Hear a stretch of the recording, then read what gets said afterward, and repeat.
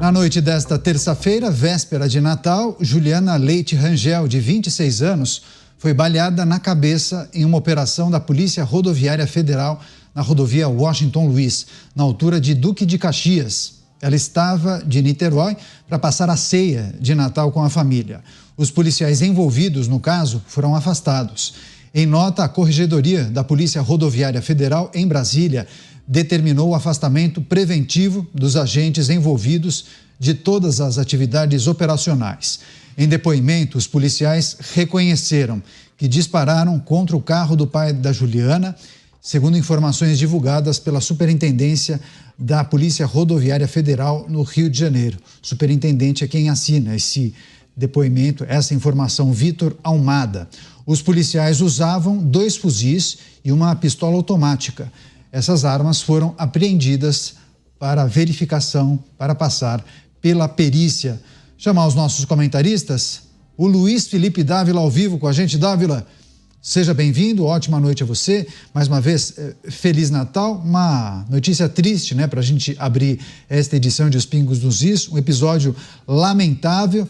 Jovem, baleada na cabeça, uma blitz estava sendo realizada, os agentes pediram que o condutor parasse o carro. Segundo as informações, ele acabou dando seta e iria estacionar, mas, segundo os relatos, os policiais, os agentes acabaram disparando contra esse veículo. Agora, o mais irônico é que isso acontece justamente no dia em que um decreto do governo federal é publicado, sugerindo normas ou pelo menos atividades relacionadas ao uso de arma de fogo.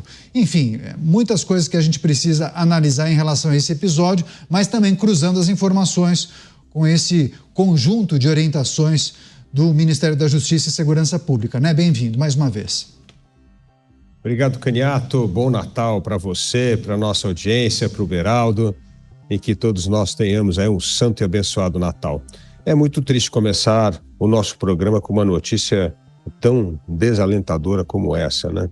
Mas isso mostra 2 coisas. Primeiro, a péssima qualidade do treinamento da Polícia Rodoviária Federal, porque não é a primeira vez, já é o 3º, 4º caso em menos de um ano. Então, primeiro, precisa rever toda a parte de treinamento desses policiais. É inacreditável que acidentes estejam ocorrendo com uma frequência um pouco assustadora, né? E isso faz com que, ao invés de encarar o real problema, que é entender por que essas coisas vêm acontecendo de maneira recorrente na polícia, não é a solução fazer como o governo federal, tentar baixar um decreto praticamente restringindo o uso de arma. Não é assim que se faz na segurança de nenhum lugar do mundo. Então, primeiro, precisamos entender o que está acontecendo, principalmente na Polícia Rodoviária Federal, como temos que retreinar essas pessoas para que esses acidentes não possam acontecer, porque evidentemente mostra que ao manusear armas é preciso ter treinamento, é preciso ter inteligência emocional e não pode fazer com que vidas sejam desperdiçadas por um descuido no uso de armas. Portanto, a solução não é o decreto, a solução é entender qual é a raiz do problema e o que precisa fazer para consertar e evitar que outras tragédias dessa continuem a ocorrer. Corregedoria Geral da Polícia Rodoviária Federal determinando, inclusive, a abertura de um procedimento para apurar os fatos que aconteceram em Duque de Caxias, e todos os agentes envolvidos foram afastados de forma preventiva das atividades operacionais. Chamar o Cristiano Beraldo, também trazer as impressões dele. Beraldo, seja bem-vindo, ótima noite a você. Mais uma vez, um Feliz Natal para você, para os seus familiares, enfim, o que a gente precisa trazer para análise a partir desse lamentável episódio, né, Beraldo? Pois é, Caniato, realmente lamentável, especialmente nesse dia de Natal, que desejo que, não só para você e sua família, mas toda a nossa audiência esteja tendo um Natal com a atenção ao que ele realmente significa, que é o nascimento de Jesus Cristo. Bom, o Dávila resumiu bem o enfoque necessário para esse tipo de problema. Vivemos uma tensão imensa nas ruas e as forças de segurança, seja a Polícia Rodoviária Federal, seja a Polícia Militar, a Polícia Civil e até a Polícia Federal, encontram todos os dias desafios diversos. E para enfrentar esses desafios, para enfrentar esse nível de tensão em que por, às vezes, motivo nenhum, pelo simples fato de estarem executando o seu trabalho, às vezes sequer durante o horário do expediente, mas simplesmente por estarem carregando um distintivo da polícia, alguma identificação que os ligue a uma força de segurança, essas pessoas são fria e brutalmente assassinadas. Então, em razão desse nível de tensão que existe nas ruas do Brasil, isso não é só do Rio de Janeiro, é preciso que cada vez mais os policiais estejam preparados para esses desafios. E não é fácil prepará-los, especialmente quando os estados e a própria União vivem nessa constante ameaça de não ter dinheiro suficiente para fazer os investimentos necessários. É sempre contingenciamento aqui, corta o orçamento acolá, o governo federal ameaça os governadores, no caso das polícias militar e civil, e assim vai. Mas a solução definitivamente não é passar a mão na cabeça do criminoso. Seja o criminoso, os bandidos que estão na rua nos ameaçando, sejam aqueles criminosos que usem das suas fardas e do poder investido pela sociedade através da polícia para cometerem crimes. Este caso é preciso a gente ter um pouco mais de detalhe, entender quais foram as circunstâncias para saber, apurar, guardar essas investigações que vão apurar a responsabilidade e a razão desse evento. Mas, enfim, muito lamentável o que aconteceu. Sem dúvida, é um episódio muito triste para a gente abrir essa edição de Os Pingos nos Is. Agora, Dávila, fica claro, quando a gente traz esse destaque, essa notícia, mas também acaba analisando o decreto sobre orientações para o uso de armas de fogo pela polícia, fica claro que qualquer mudança não pode ser realizada numa canetada, Fico imaginando esse episódio que aconteceu com uma força policial administrada ou subordinada ao governo federal e como as demais polícias acabam agora avaliando tal decreto. Você acha que o decreto ele cai em descrédito, principalmente quando a gente olha para as forças de segurança dos estados? Renato, o problema do decreto é que é o diagnóstico errado para o problema. O problema é que nós precisamos treinar melhor, capacitar melhor os nossos policiais. Aliás, e todo ano o que nós temos é corte de verbas justamente para essa capacitação e treinamento. Quantos tiros, quantos cursos de tiro e situações emergenciais os nossos policiais são treinados por ano? Cada ano corta mais, porque o dinheiro do investimento público, Caniato, como nós sempre ressaltamos aqui no Pingos nos Is, vem sendo cortado ano a ano. Então, se você não capacita, treina melhor os policiais, como é que nós vamos poder ter menos acidentes trágicos como esse? Fica difícil. E não é por meio de um decreto que praticamente restringe o uso de armas que vai melhorar a situação. Pelo contrário, isso vai aumentar a audácia dos bandidos, sabendo que o policial praticamente não vai utilizar a arma de fogo contra ele. Então, nós temos de atacar o problema de frente e não ficar inventando atalhos e subterfúgios que não resolvem a questão da segurança pública. Não podemos esquecer, como bem gosta de lembrar o Beraldo aqui no nosso programa, que o Brasil representa 10% dos homicídios do mundo, ou seja, são 43 mil homicídios por ano. Então, existe uma verdadeira chacina de criminosos. Então, nós não vamos resolver isso restringindo o uso de armas de policiais. Nós vamos melhorar isso treinando melhor e capacitando melhor os nossos policiais. Você, Beraldo, fico imaginando como os chefes das polícias dos estados, quando recebem esse decreto e analisam, enfim, tópico por tópico, e aí no dia seguinte acaba sendo destacado um episódio como esse, e aí muitos policiais devem fazer a reflexão e o questionamento. Bom, eles criaram esse conjunto de regras, esse conjunto de orientações, mas a própria polícia, que é subordinada àqueles que criaram as regras, não seguem as orientações. Então, como é que eles vão ditar o que nós devemos fazer?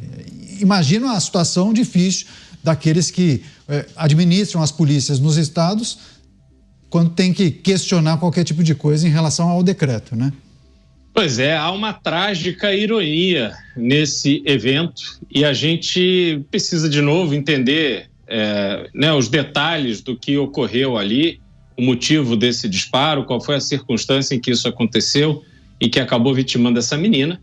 Agora, sem dúvida alguma, o problema que o Brasil vive é um problema que não se resolve dessa forma, com um conjunto de regras estabelecidos por quem vive sob proteção permanente das forças de segurança, fechados ali num ar-condicionado, numa sala confortável de Brasília, e resolvem escrever essas regras para impor aos governadores, às forças de segurança estaduais, e aí realmente esquecendo-se da responsabilidade que tem em relação às forças de segurança nacionais.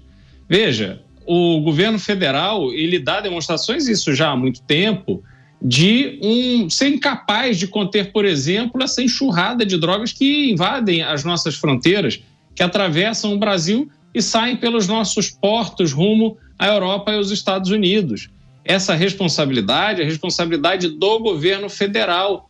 O governo federal não é competente o suficiente para conter esse fluxo gigantesco de drogas que acaba gerando muita violência nos estados.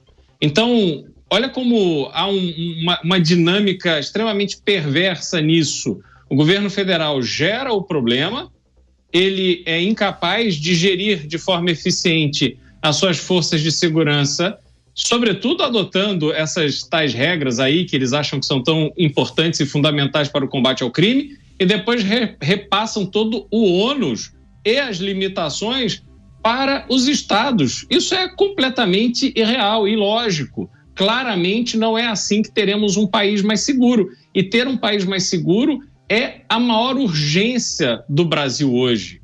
É inviável mantermos a sociedade brasileira e aí também as empresas, os negócios, que dependem do livre trânsito de pessoas, que as pessoas tenham minimamente segurança de andar nas ruas e que os caminhões possam sair das fábricas, fazer as suas entregas, transportar as mercadorias, sem esse receio permanente de que serão abordados e serão assaltados, que eventualmente serão, inclusive, executados, perderão a sua vida por causa de uma carga, por causa de uma bolsa, por causa de um relógio, por causa de um celular. Então, a incompatibilidade entre o discurso e a realidade é que gera essa tensão gigantesca pelas ruas e que, enfim, acaba expondo as forças de segurança, os agentes de segurança, os policiais do Brasil a momentos permanentes de tensão. Só para encerrar esse capítulo, Dávila, nós, quando trouxemos a notícia do decreto, também acabamos trazendo a notícia, destacando a notícia da repercussão. Alguns governadores se manifestaram, se pronunciaram.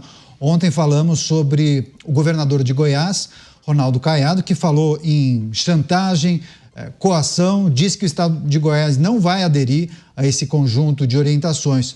No dia de hoje, Ibanez Rocha, o governador do Distrito Federal, também acabou se manifestando, dizendo que trata-se de uma interferência, que o governo federal não sabe respeitar o seu espaço, e também disse que ele é jurista, né? É importante, inclusive, a gente destacar isso, mas que essa medida, esse conjunto de orientações, acaba ferindo o artigo 144 da Constituição Federal, que prevê justamente que as responsabilidades da unidade da federação sobre as corporações que integram as forças de segurança do Brasil. Enfim, é de responsabilidade dos estados administrar a segurança dos entes federativos. Enfim, temos um problema à vista, né, Dávila? O que a gente pode esperar por parte desses governadores? O problema vai ser uma desobediência dos governadores do decreto federal, porque os governadores são constitucionalmente responsáveis pela segurança do Estado. E o governo, então um governador, não vai adotar uma medida contrária à sua obrigação, à sua ética de responsabilização de tomar conta da segurança. Imagine se ele vai adotar uma medida do governo federal que vai prejudicar a segurança pública no Estado. É óbvio que ele não vai fazer isso, porque ele será, eventualmente, avaliado pela sua capacidade de lidar com a questão de violência e segurança pública. Segundo, Caniato, é sempre bom lembrar que o Brasil tem um enorme problema na segurança pública que tira o sono de todos os brasileiros. E isso afeta, inclusive, o crescimento econômico. Vários estudos mostram que nós poderíamos ter de 1 a 3 pontos percentuais a mais no PIB se o Brasil fosse menos violento. Então, a violência tem um impacto direto na geração de investimento, de emprego e de espanto também dos jovens qualificados. Os jovens qualificados, bem preparados profissionalmente, querem morar em outro lugar, não querem morar aqui, colocando em risco as suas famílias. Imagina essa Juliana, 26 anos, vai para uma ceia de Natal, toma um tiro na cabeça e morre. É um absurdo total. Então, isso espanta talento, espanta investimento, prejudica o crescimento da economia e compromete uma das funções primordiais dos governadores, que é zelar pela segurança pública. Por outro lado, continua o silêncio do governo federal em relação a um plano junto com os governadores para combater o crime organizado. Lewandowski, o ministro da Segurança, vai completar 1 ano no cargo em fevereiro e até agora, 0 página em branco sobre o combate ao crime organizado.